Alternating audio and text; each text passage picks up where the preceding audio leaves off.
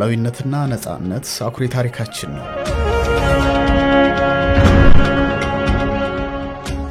በአንጻሩ ተረጅነትና ልመና ደግሞ አንገት አስደፊ ሆኖ ዛሬም ይታያል።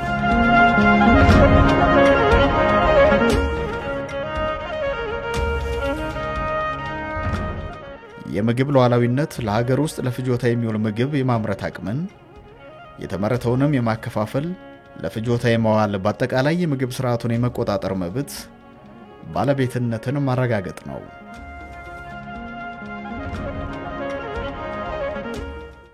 የምግብ ሉዓላዊነቷን ማረጋገጥ ተስኗት የቆየችው ኢትዮጵያ ለእርዳታ እጇን መዘርጋቷ በአርበኞች መስዋዕትነት የተከበረው ሉዓላዊነት ላይ ተጽዕኖ አሳድሯል። ዜጎቿንም ዋጋ ያስከፈለ ነው።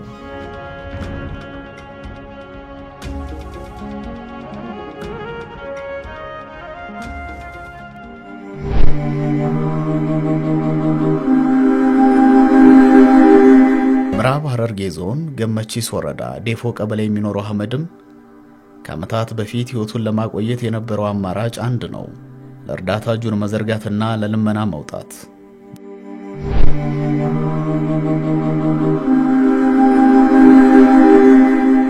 ቆንቆኛቹን ደንዴኝ ጉየት የሮ ሰድኛቹን ደንዴኝ ፑሊን ዴማ ቱሬቹ በቀን 3 ጊዜ መመገብ አይታሰብም።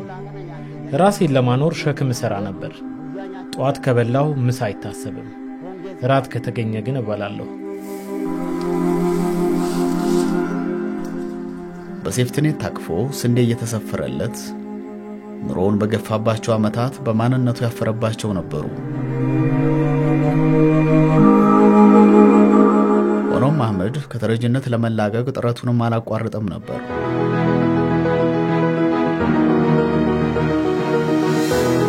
በገበሬዎች ከህብረት ሥራ ዩኒየን አማካኝነት ብድር ወሰደ። ከብቶችንም ገዝቶ የማደለብ ሥራ ውስጥ ገባ።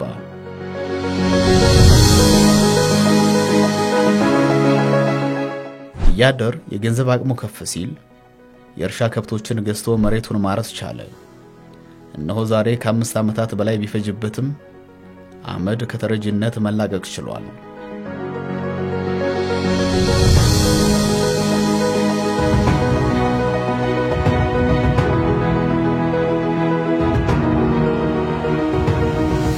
ለፈበራን አንቆቴ ሄክታር ተኮ ይሆን እንዲ ሰደጅ ጃማ እንዲ ሰደተራ አፍሩ ቢሽንጋን ቆቴ ዘንድሮ ያረስኩት መሬት ስፋት 1 ሄክታር ወይም 8 ጥማድ ነው። 4ቱ ማሽላ 4ቱ ደግሞ በቆሎ ነው። የዘራነው ምርጥ ዘር ሲሆን ያረስነው በክላስተር ነው። ከበቆሎ 20 ኩንታል ከማሽላ ደግሞ 25 ኩንታል አገኛለሁ ብዬ እጠብቃለሁ።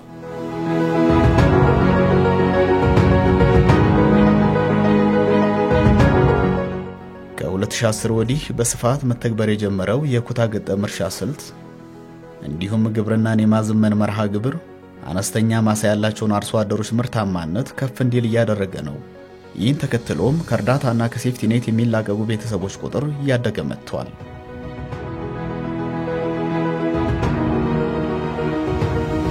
ገለና ሐዋጋቲ ጨራቁላ 6-7 ዓመታት ወዲህ አፈርና ውሃ ጥበቃ በደንብ ሰርተንና መዳበሪያውን በየማሳው እንዲጠቀምና ምርታማነትን እንዲጨመር እያደረግን ነው። ከዚህ ተረስቶ ምርታማነታችንንም እየጨመረን ያለው ከተረጅነት ወደ ምርታማነት ብሎ እቅድ ይዘን እየሰራንበት ነው ያለው። ከ2011 ወዲህ አጠቃላይ የግብርና ምርት በ200 ሚሊዮን ኩንታል ጭማሪ አሳይቷል።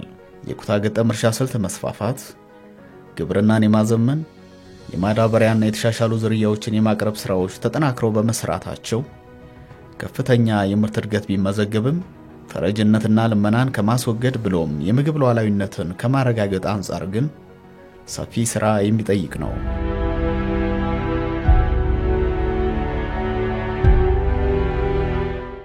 ሀገሪቱን ከተረጅነትና ልመናን ላቆ የምግብ ሉዓላዊነትን ለማረጋገጥ ከለውጡ ወዲህ ዘርፈ ብዙ ጥረቶች መከናወን ጀምረዋል። በጠቅላይ ሚኒስትር ዶክተር አብይ አህመድ አነሳሽነት የተጀመረው የአረንጓዴ አሻራ መርሃ ግብር ዋነኛው ነው። መትከል ውበት ነው፣ መትከል ምግብ ነው፣ መትከል ህይወት ነው። የአፈር መከላትን በመከላከል የግብርናውን ዘርፍ ምርታማነት በማዝለቅ ለምግብ ሉዓላዊነት መረጋገጥ አስተዋጽኦ የጎላ ነው።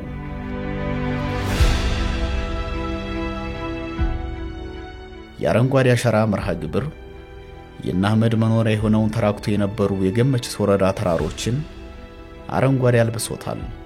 እየተጠረገ ሄደ የነበረውን አፈራቸውን መታደግ ጀምሯል።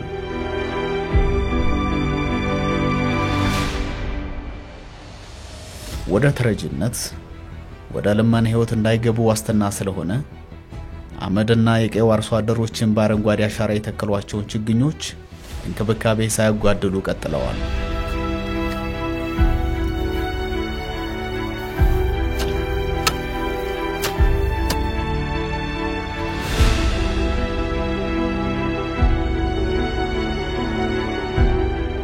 ጅጅረማ ማቲ ኸኛ ኸይሳፊ አናራኸ አረዳተናፍ ዱፈራኻኔ በራሴ ላይ ባገኘሁት ለውጥ የአረንጓዴ አሻራ ስራችን ዋስትና መሆኑን አረጋግጠናል።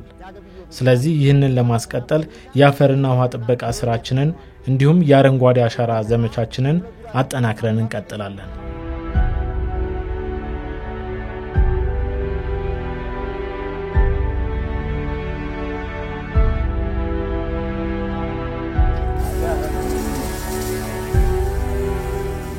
የአመድ ባለቤት ዛሬ ጓዳዋ ሙሉ ነው። 3 ልጆቿንም ለመመገብ አትሳቀቅም።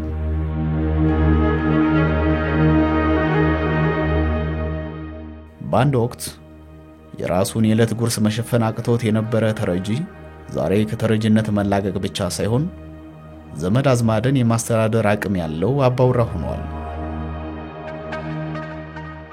እንደ አህመድ ያሉ የገመችስ ወረዳ ትርፍ አምራች አርሶ አደሮች የሚበዙባት በቁኒ ሰኞ ገበያ ተፈልጎ የሚታጣ የግብርና ምርት የለም። በአይነትም ሆነ በብዛት ገበያው ሙሉ ነው።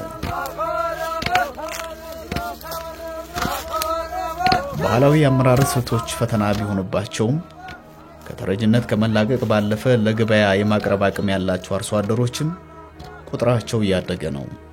የሀገሪቱ የግብርና ምርት ቢጨምርም ለሰብአዊ ድጋፍ የሚውል የምግብ እህል ፍላጎቷን የምታሟላው በውጭ ሀገራት እገዛ ነው።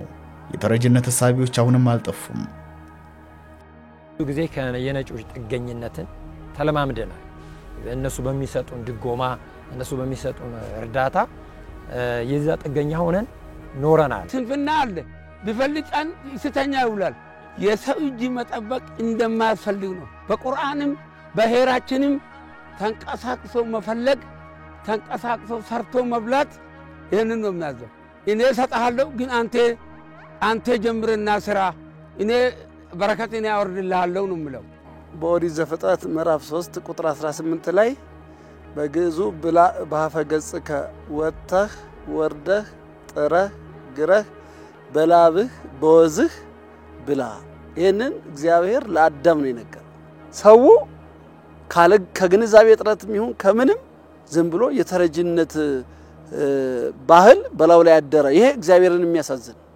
እኛ ውጅ አለ ሀብት አለኝ እኛ ቤት ሀብት አለ።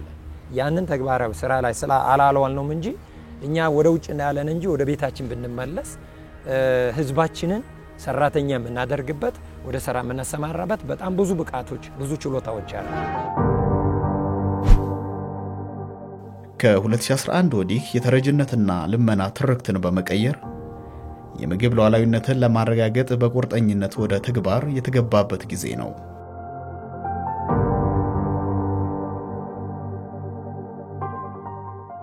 የሀገሪቷ ለመሬትና የውሃ ሀብት መባከኑ አብቅቶ ሀገሪቱን ከተረጅነት እንዲያላቅቅ መርሃ ግብሮች ተነድፈዋል።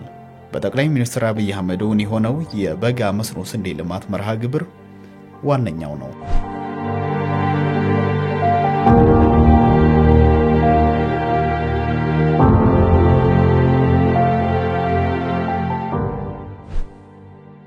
ይህች ቀበሌ በኦሮሚያ ክልል ቦርደዴ ወረዳ የምትገኘው አርጊቲ ቀበሌ ናት። ከጥቂት ዓመታት በፊት በአመዛኙ አርብቶ አደርና በሴፍቲኔት እየተደገፉ ከሚኖሩ ቀበሌዎች መካከል አንዷ ነበረች።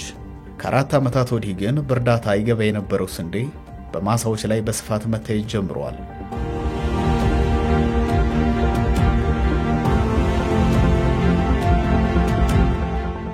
አፈቁለ ሰድራን ፈጫ የገሌ አመት ዘነሞ ማ እምቤኩ ቀመዲት ነው በመስኖ ስንዴ ማረስ የጀመርኩት 2013 ዓመተ ምህረት ነበር። መጀመሪያ መሬቴን ሊነጥቁኝ ነው ብዬ እምቢ ብዬ ነበር። ይቅርብን ካሉ ሰዎችም አንዱ ነበርኩ። የወረዳው አስተዳደርም ዘር አቅርበው እንድንዘራ በጥብቅ ነገሩ። ያቅማማው 2 ሄክታር ዘራው። በዚህ ዓመት ብቻ 60 ኩንታል አገኘው። ክላስተር ከሰቲ ሸኚ ኑቆጴ ሱዳን በዚህ ክላስተር ውስጥ የተለያዩ ድጋፎች ይደረጉልናል። ምርጥ ዘርም ይቀርብልናል። ማዳበሪያም ይሰጠናል። የግብርና ባለሙያዎችም ሳይሰለቹን ዕለት በዕለት ይደግፉናል። በዚህም ተጠቃሚ ሆነናል።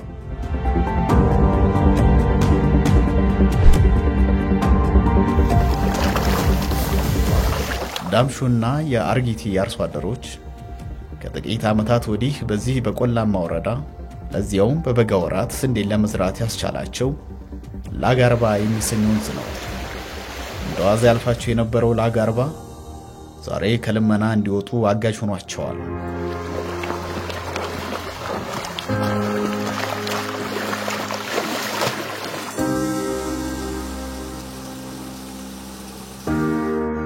ተረጂነት ውርደት እንደሆነ ተረጂነት የሀገር ክብርን ዝቅ እንደሚያደርግ በጣም ተረድቶታል። ከዚህ ውስጥ ለመውጣት ደግሞ ክረምትና በጋ ማልማት መዝራት ይሄ እንደሆነ በጣም ገብቶታል። ለሊትም ጠዋትም 11 ሰዓትም ብታያቸው አርሶ አደራችን ማሳው ላይ ነው የሚገኘው።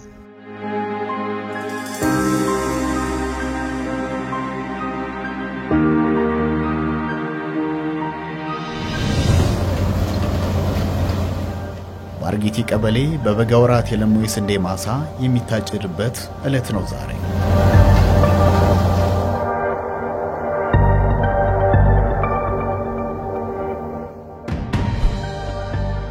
ዳምሹ ከ4 ዓመት ወዲህ በእርዳታ ያውቁ የነበረውን ስንዴ ከማሳው ላይ ነው እያጨደ የሚገኘው።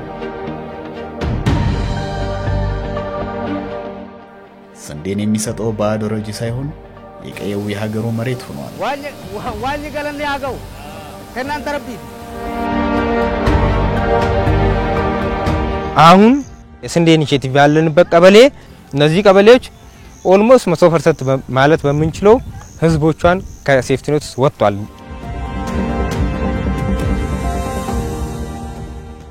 የበጋ መስኖ ስንዴ ልማት ፈጣን እድገት ውስጥ ነው ያለው። በተለይ በአርብቶ አደር ክልሎች አዲስ የአመራረት ባህልን እያስተዋወቀ በፍጥነት መስፋፋቱን ቀጥሏል።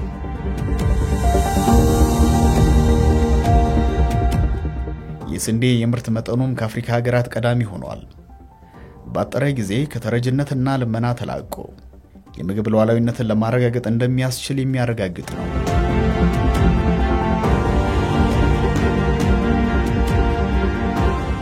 አርብቶ አደሩማ አርሶ አደሩ በፊት አይሆንም የሚለው ነበረበት። አንደኛ ስንዴ ከዘራን ደግሞ ለከብቶቻችን መኖ ወይም ቀራና ጣለን የሚለው በብዛት ከብቶች ስለሚያለቡ ይሄ ስለሆነ እንዴት እንደሚጠቀሙበት አስተምረናቸው ከዚህ ቀሩ ተረፈ ምርት ደግሞ ለምግብ ከብት እንደሚጠቀም እያስተማርናቸው ነው ያለውና ሌላው ደግሞ ይሄንን አይቶ ምርቱን ዘሩን ይሄን ሁኔታ በማይበት ሰዓት ቁጭት ተፈጥሮበታል። ይሄ ደግሞ ለሚቀጥለው አመት የማስፋት ስትራቴጂን የበለጠ ከዚህ ሄክታር እንደሚሰፋ የሚያነሳሳና ዝግጁ መሆናችንን የሚያሳይ ነው። እነሱ ላይ እንደዚህ አይነት ቁጭት ከመጣ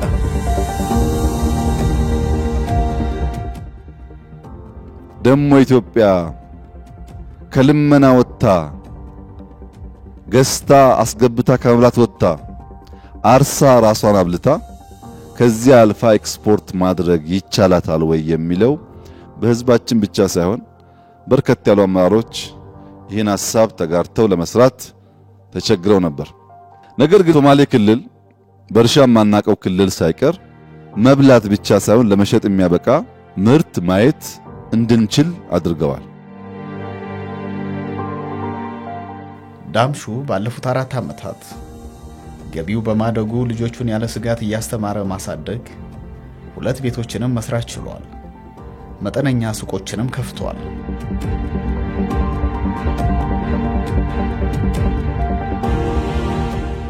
የዘንድሮ እቅዱም ተሳክቶለታል። ደስታውን ታዲያ ከጎረቤቶቹ ጋር ለመጋራት ኪሱም ሆነ ቤቱ ሙሉ ነው።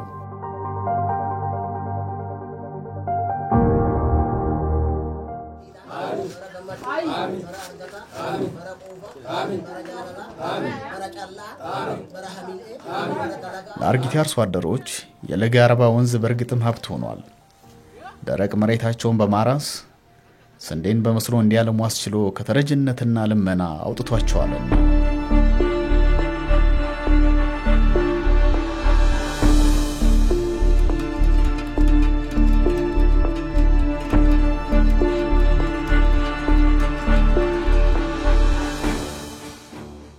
የ12 ግዙፍ ወንዞች ባለቤት በሆነችው ኢትዮጵያ 9 ያህሉ ድንበር ተሻጋሪ ናቸው። ከ38 ሚሊዮን ሄክታር የሚልቅ መሬት ሊታረስ የሚችል ነው። በኢትዮጵያ ተረጅነትን ታሪክ አድርጎ ባጠረ ጊዜ የምግብ ሉዓላዊነትን መሆን ማድረግ የሚያስችል የተፈጥሮ ሀብት አለ። ሆኖም ግን በአረምና ቁጥቋጦ ተሸፍነው ጦም የሚያድሩ መሬቶች በሚሊዮን ሄክታሮች የሚቆጠሩ ናቸው።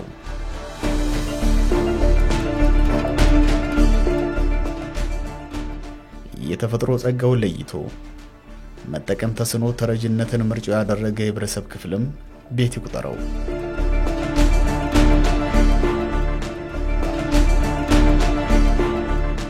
በአፋር ክልል የሚባራ ወረዳ ወጣቶች ግን የተፈጥሮ ሀብታቸው ከዚህ በላይ እንዲባክን አልፈቀዱም። በአረም ተሸፍኖ የቆየውን መሬት መንጥረው በአካባቢያቸው ያልተለመደ የፓፓያ እርሻ ጀምረዋል። እንደዋዛ ሲያልፋቸው የነበረውን የዋሽ ወንዝንም ለመስኖ አውለውታል። 15 ሄክታር የሚልቅ መሬትን በመስኖ ማልማት ችለዋል።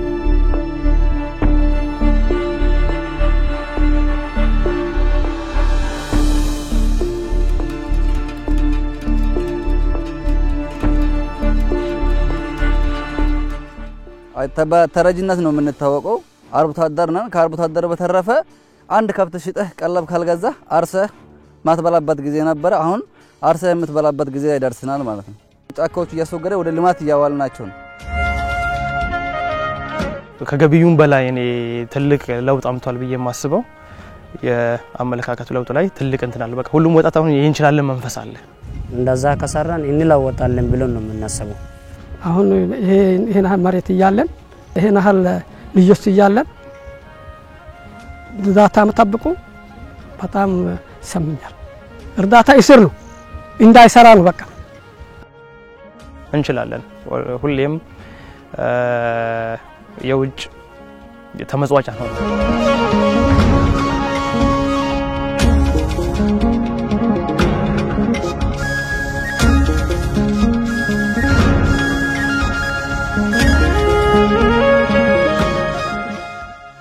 የአፋር ወጣቶች ከለመዱት የኑሮ ዘይቤ የተለየ አዲስ የሥራ ህይወት ምዕራፍ ላይ ናቸው። ጠባቂነትን ከሚያሰርጹ ትርክቶች ጋርም እየተለያዩ ወደ ህልማቸው እየገሰገሱ ነው።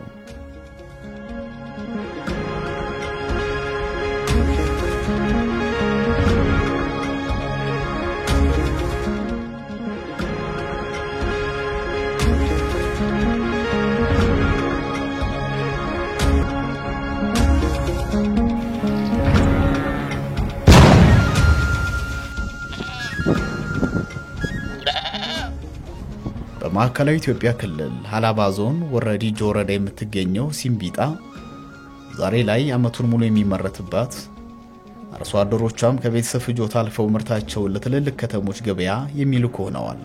የዛሬ 6 ዓመት ግን መገለጫዋ ልምላሜና ምርታማነት ሳይሆን ጉስቁልናና ተረጅነት ነበር። ኩል ቦታው ጎርፍ የሚተኝበት ቦታ ነበር። እርዳታ የሚባል ነገር በየአመቱ በየጊዜው እርዳታ መንግስት እጅ ነው የሚጠበቀው። ዘይነዲን ኡስማንም በእርዳታ ስንዴ ለመኖር ተገዶ ነበር።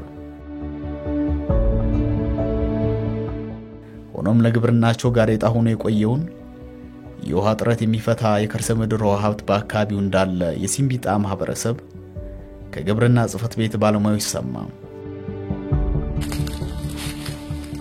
የመጀመሪያ ጊዜ ሰዎች ለምን ትቆፍራላችሁ ሲሉኝ ዋ ካገኘው ካላገኘው ሽንት ቤት ይተቀማታለሁ ብዬ ዝም ብዬ ቆፈርኩ። እኔ ቆፍሬ 4 ሜትር ከ50 ከደረስኩ በኋላ ማምሻ አካባቢ ቆፍሬ ጧቱን ሲያይ ውሃ ተከምሮበታል። ውሃ ተኝቶበት አየው። ውሃውን በፓምፕ ስቦ በማሶ የሚያሰራጭበት ሙያዊ ምክርና የግብዓት ድጋፍ ተደረገለት። በሌማት ትሩፋትና በአረንጓዴ አሻራ ማዕቀፍ ስር ያሉ የአርሶ አደሩን ምርታማነት የሚያሻሽሉ መርሃ ግብሮች እየተደገፈ ላለፉት 6 ዓመታት በትጋት ስራውን ቀጥሏል። በጋራይ አሁን ቡና አለ፣ ኋላ ደግሞ ሙዝ ተከናላል። ትንሽም ቢትሆን ተክላን በሷም ደግሞ ለውጥ አይተናል። አምና ደግሞ በዚህ ቦታ ጥቅል ጎመን ሰርቻለሁ። በሱም እስከ 180 150 ሺህ አካባቢ አግኝቻለሁ። ዘንድሮ ደግሞ እቺ ቦታ ለኔ አትበቃም ብላ ሌላ ጋም ሰርቻለሁ። አሁን ደግሞ የተሻለ ዘንድሮም ጥሩ ምርት አግኝተናል። እስከ 30 ኩንታል አግኝቻለሁ በቆሎ። ትዳር ሆኛለሁ። የሶስት ልጆች አባት ነኝ አልহামዱሊላህ።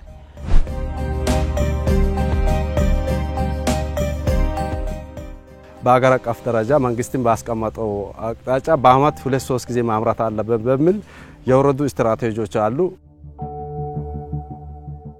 ቤተሰብ ፓኬጅ ላይ በክልሉ ፕሮጀክት የተለያዩ ፕሮጀክቶች ተቀርጸዋል። በተለይ ዶሮ ልማት ላይ፣ ጓሮ ልማት ላይ 30-40-30 የተባሉ ስራዎች ላይ በደንብ ተሰርቶ ከእርዳታ የማውጣት ስራ ሰርተናል።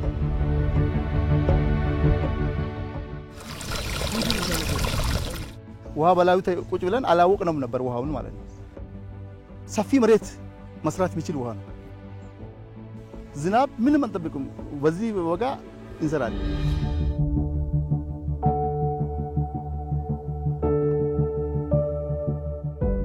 ሁሉም አርሶ አደር ያለን አቅም ማውጣትን ተጠቅመን ውሃ ቆፍረን ቴክኖሎጂ ስራ ውስጥ ቢንገባ ሁሉም የተሻለ ነው የሚሆነው። ስራ መፍታት የለብንም። ሁሌ ስራ ብንሰራ ውጤታማ እንሆናለን ብዬ ነው የምገምተው። አልহামዱሊላህ ድሮ አባታችን ይሄን ቢያዩ ምን አለበት ነው የሚለው። እኔ መጀመሪያ ያለውና አሁን ያለውን ሲያይ መለወጥ በጣም ይቻላል። ኢትዮጵያ አሁን ደሃ ሆናችሁ ምናልባት ያስተሳሰብ ዳዩን እንጂ ሌላ ማዕድንም የሚሰራ ነገር ብዙ ነገር አለ። ያመለካከት ደሃነት ግን አለው፣ ከኔም ጨምሮ አለው። ተቀምጦ ስንፍና አለ። የሰው ልጅ ሰርቶ ከውስጡ መውጣት ነው የሚፈልገው እንጂ ተኝቶ አላህ ይሰጠኛል የሚለው ነገር እንደማይሰራ ነው። በአዱኛ ላይ የሚለምን ሰው፣ በአዱኛ ላይ የሰው እጅ የሚጠብቅ ሰው ሲነሳም ከፊቱ ስጋ የለውም ይላል ከመቃብር ሲነሳ። ስለዚህ አላስፈላጊ ነው በሁሉም በኩል። ለእስራኤል ከሰማይ መና እንደወረደ እንደዛ መና እንዲወርድለት የሚጠብቅ እግዚአብሔር ፈጥሮኛልና ያብራኝ ብሎ የሚጠብቅ አንዳንድ አመለካከት ያለው ሰው አለ።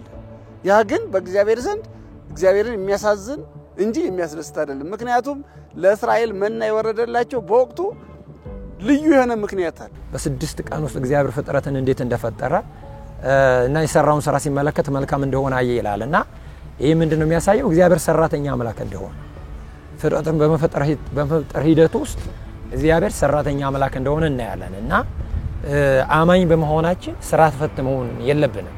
ስራ ፈትነትን እጅን አጥፎ መቀመጥን የለና እንጂ የምንመለከት የሌላውን ድጋፍ የምንፈልግ ሰዎች መሆን እንደሌለብን መጽሐፍ ቅዱስ ያስተምራል። እና ሐዋርያው ቅዱስ ጳውሎስም እንደው ቃል በቃል ያልሰራ አይብላ ይላል።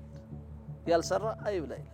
ምክንያቱም ሐዋርያው ቅዱስ ጳውሎስ ቀን አሁን የእግዚአብሔርን ቃል ሲያስተምር ውሎ ማታ ሌሊቱን ምንጣፍ ስጋጃ ምንጣፍ ሰርቶ ያን ሸጦ ነበር በልቶ የሚያድር። ለምኖ ወይም ደግሞ ተረጂ ሆኖ ወይም ሰው እየረዳው አይደለም። ስራ ክቡር ነው። ክቡርነቱም ደግሞ እግዚአብሔር ያዘዘው ስለሆነ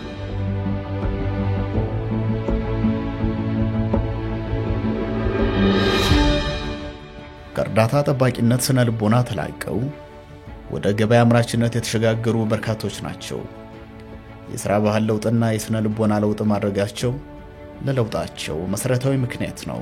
ተከታታይ ልጆቼን በሴፍትኔት ተሳድጌ በሴፍትኔት ነው አስተምሬ በመንግስት እጅ ነበርኩ። ስንፍና ወዴት ነው የሚወስደው? ወደ ልመና ነው የሚወስደው። ስንፍና ወዴት ነው የሚወስደው? ወደ ጥገኝነት ነው። በቃ መቀበል አንገት አስደፋ። ይሄ እርዳታ የሚባለው ይሄ ከሌ ይሰጠኛል ይሄ እንደዚህ የሚለው ነገር ነበር ያዘናጋል። ቀስ በቀስ ባለሙያዎች ግብርና በጣም ክትትል እያደረጉ ከዚህ ከባለፈው ዓመት ጀምሮ የአካባቢያችን ገበሬዎች በሙሉ በእርዛፍ እያነሱ በሌሎች ሰብሎች እየተኩ ናቸው። የዚህ አካባቢ የምግብ ዋስትና በጣም እየተረጋገጠ ነው ያለው። ድሮ እንዲህ አልነበረም። ልማታ አዝመራ ከዚህ በፊት ችግር ውስጥ ነበርን። ግብርና እንኳን በስርዓቱ መስራት አልቻልንም። ችላ ብለነው ነበር። በ6 ወር ውሃንቲ ልቀርና በየወሩና 6 ወሩ በሚመጣ እርዳታ ብቻ ተማምነን ነበር የምንኖረው። ይህ ደግሞ ከችግር ሊያላቀቀን አልቻለም። እንዲያውም ችግሩን እያባባሰን ሄደው እና ይጋርመኛው ላውጠራ ከብኮኔ ዲነታ አትራባ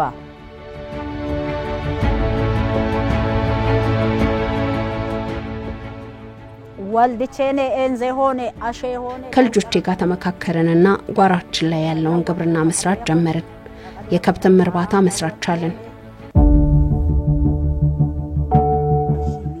ያ ተቃልኩይ ባጵዞፍ አሁንም ከልጆቼ ጋር በመሆን እየሰራው እገኛለሁ። ለውጥም አግኝቻለሁ። ይህንን ቤትም መስራትም ችያለሁ። በከተማው ላይም የንግድ ቤት መግዛት ችያለሁ። ወከብኩያው ለውጥ አለኝ ግን ለካ ይሄንን አላገኘሁትም ወይ ብዬ ተጸጽቻለሁ።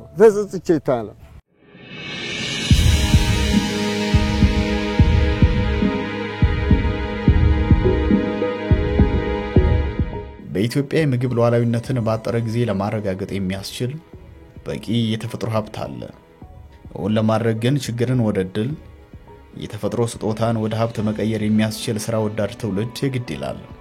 እነዚህ ወጣቶችም የቤተሰብ ጥገኛ የማህበረሰብ ዕዳ ከመሆን ይልቅ ከባድና አደገኛ ስራን ሰርቶ መለወጥ ነው ምርጫቸው ያደረጉት። ለዚህም ከከተሞች ርቆ ወደሚገኘው የጊቤ 3 ግድብ ሐይቅ በመምጣት የአሳ ማስገር ስራ ውስጥ ገብተዋል። አካባቢው በረሃማና አደገኛ ወሬዎች ያሉበት ቢሆንም ከከተሞች ሩቅ በመሆኑ መኖሪያቸውን እዚሁ አድርገው ስራቸውን ይከውናሉ።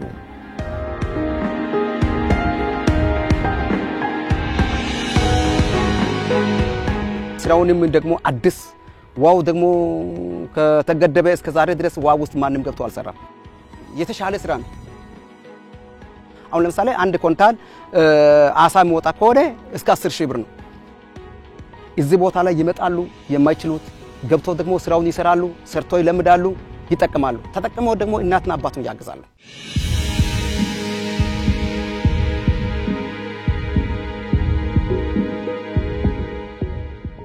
ሌሊት 11 ሰዓት በመነሳት ስራቸውን የሚጀምሩት ወጣቶቹ ረጅም ርቀቶችን መቅዘፍ አለባቸው።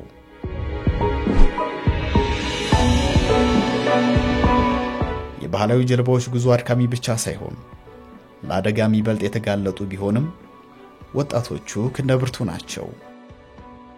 በጣም ከባዱ ስራውን ለኛ ይሄ ቦታ እንግዲህ ወስያው እንደምታዩ በረሃ ነው። ይታማሉ ብዙ ጊዜ ልጆች። አንበሳ አለ፣ ጅብ አለ፣ ነብር አለ። በተለይ አንዳንድ ጊዜ የሚያስቸግረው ዋናው ነገር ምንድነው? እባብና ዘንዶ በጣም ያስቸግራል። ምክንያቱም ሲያስቸግር ያ ችግርን ሁሉ ተቋቁመ ነው እንጂ እስከዛሬ ያደረሰው ነው። በጣም ያስቸግራል።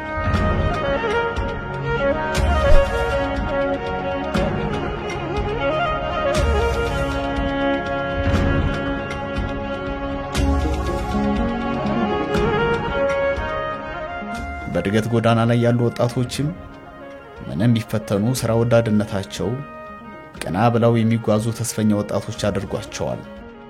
ስራ አስፈላጊ ስለሆነ ነው።